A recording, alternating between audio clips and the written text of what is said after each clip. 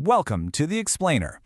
Mastering a manual motorcycle can look, well, incredibly intimidating to a newcomer. If you've ever watched a rider just seamlessly weaving through traffic and thought, how on earth are they managing the gears, the clutch, the throttle, and balancing all at the exact same time? You are absolutely in the right place. Our goal today is to demystify the whole thing. We're going to translate the strict technical rules of operating a bike into intuitive second-nature feelings. Basically, we're taking raw mechanics and turning them into pure muscle memory. Here is our roadmap to get there. We're going to cover gearing up for riding, the anatomy of your motorcycle, the 7-point posture, mastering the core controls, the actual dance of moving off, and finally shifting up and down. All right, let's dive into part 1, gearing up for riding, because safety actually starts in the garage before you even turn the keys. Proper riding gear isn't just about looking the part, right? It's a critical safety system. We're talking long-sleeve shirts and long pants, but crucially, no baggy or flared bottoms. Why? Because loose fabric can so easily get caught on the exposed moving parts of the bike. The exact same logic applies to your feet. Shoes or boots must not have exposed laces. Add a helmet with a clear visor and gloves that cover your fingers entirely. No half-finger gloves here.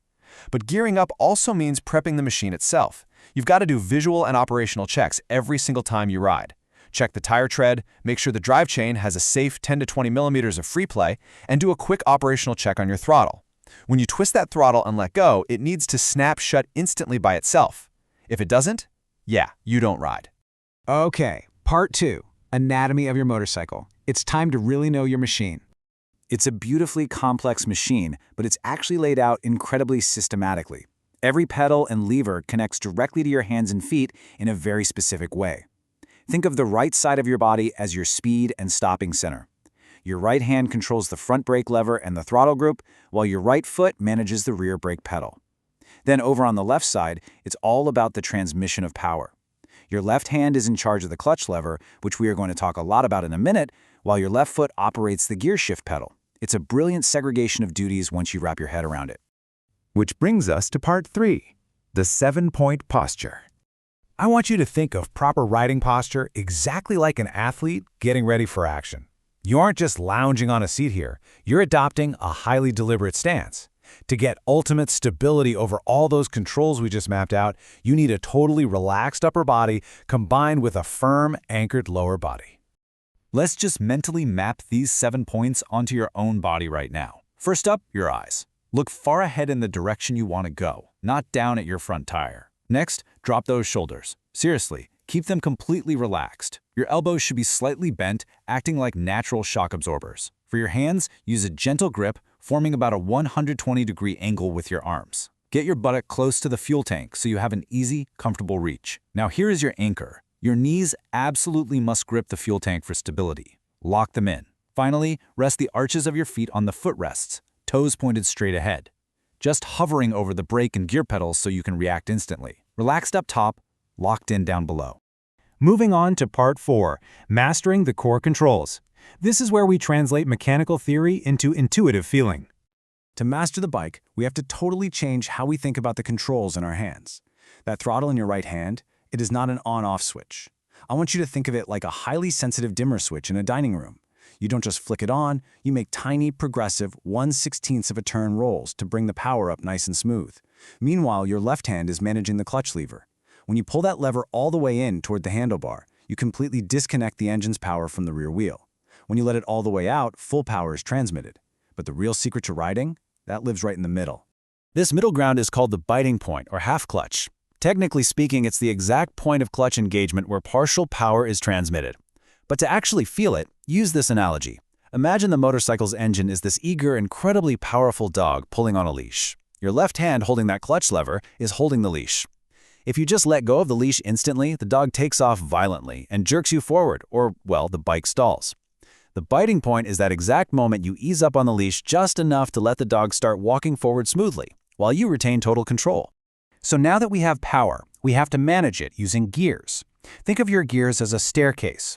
First gear is like a really steep, heavy first step. It takes a ton of energy to climb, giving you immense pushing power, but you can't move very fast on it, only up to about 20 kilometers per hour. As you shift up to second, third, and fourth gear, the steps get flatter and flatter. By the time you hit fifth gear, it's basically a flat moving walkway. This perfectly illustrates the physics of that staircase analogy. First gear gives you the absolute strongest power to get a heavy, stationary machine moving, but it totally limits your top speed. Fifth gear gives you the weakest pulling power, but it allows for the highest attainable speed once you're already rolling down the road. You basically have to constantly choose the right step on the staircase based on your current speed and how much power you need. All right, part 5, the dance of moving off. It's time to put it all together. This is the simple 1-2-3 rhythm of getting moving from a standstill. First, gently roll the throttle, your dimmer switch, just a tiny bit until you hear the engine purr smoothly, and then just hold it right there. Second, slowly ease out the clutch, letting out the leash on that eager dog until you feel the biting point and the bike actually starts to pull. Third, and this is crucial, hold both your hands exactly there for a short distance to let the bike build up some momentum. When you are first practicing this, just give yourself a target of 1 to 2 meters. Picture yourself sitting there, right foot covering the brake, left foot on the ground. Roll the dimmer switch. Ease out the leash. Feel the bite. Let the bike literally carry you a meter forward. And then pull the clutch all the way back in and gently brake. It takes a little time to build that muscle memory, but if you visualize those analogies, your hands are going to know exactly what to do without panicking.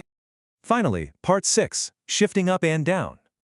Shifting gears is this beautiful, sequential dance between your hands and your left foot to climb that gear staircase smoothly. To shift up, you quickly roll the throttle closed while simultaneously pulling the clutch lever all the way in.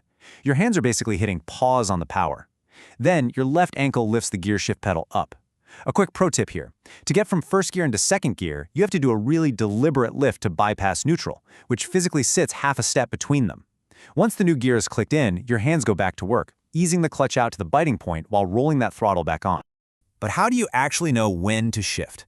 Well, the brilliant thing about a manual motorcycle is that it literally talks to you through sound and feeling. If you're on the wrong step of the staircase, the bike will complain. If your gear is too low for your speed, the engine is going to wail loudly, and the bike will surge violently when you even touch the throttle. On the flip side, if your gear is too high, the engine makes this clunky knocking sound, and the bike feels incredibly sluggish. Listen to the machine. It will tell you when it's time to adjust. We have covered the gear, the physical anatomy, the athlete's posture, and those core analogies that make everything just click in your brain.